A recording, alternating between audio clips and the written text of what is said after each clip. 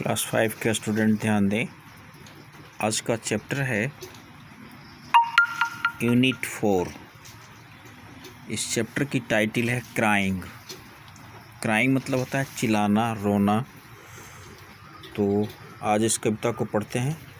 Read and enjoy. चलिए पढ़ते हैं और इसका आनंद भी उठाते हैं। Crying only a little bit. Little bit का मतलब होता है एक थोड़ा सा काम, यानी स्मॉल अमाउंट। बिल्कुल स्मॉल अमाउंट को लिटिल बिट कहते हैं। ए बिट का मतलब होता है स्मॉल अमाउंट। तो crying only a little bit यानी रोना एक थोड़ी सी छोटा सा काम है। इज नो यूज, जबकि इसका कोई अर्थ नहीं बनता, इसका कोई प्रयोग सही नहीं ठहरता है। You must cry until your pillow is soaked.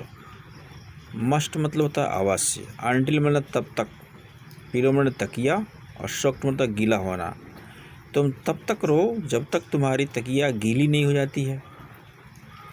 Then you can jump in a shower. Shower मतलब होता है झरना। तब तुम झरने में उछल कर कूदते हुए चले जाओ उस झरने में। एंड स्प्लाश स्प्लाश स्प्लाश। स्प्लाश का मतलब है छपाक छपाक या छप छप करके स्नान करो, नहाओ। Then you can throw open your windows. तब तो अपने खिड़कियों को खोल कर एंड हा हा हा हा करके हंस सकते हो। And if people say hey what is going up on there. यदि कोई कहता है या लोग कहते हैं ए वहाँ क्या हो रहा है, क्या कर रहे हो, हा हा हा सिंग बैक, फिर यही गीत गाओ, इसी आवाज़ में बोलो हंसते हुए।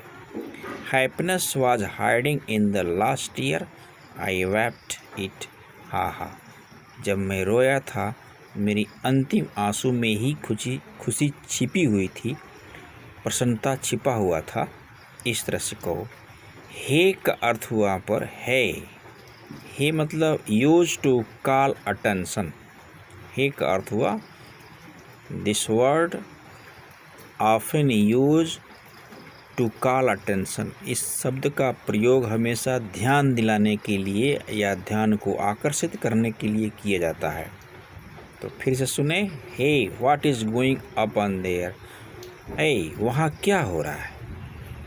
तो फिर गाते हुए हा हा करके आवाज़ दो।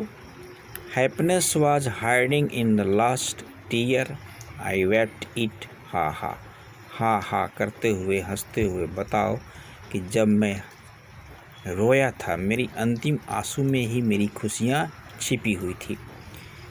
तो आज क्राइंग पोएम फिनिश होता है और इस तरह से इसकी हिंदी और इंग्लिश दोनों लिख करके वर्क में पोस्ट करेंगे।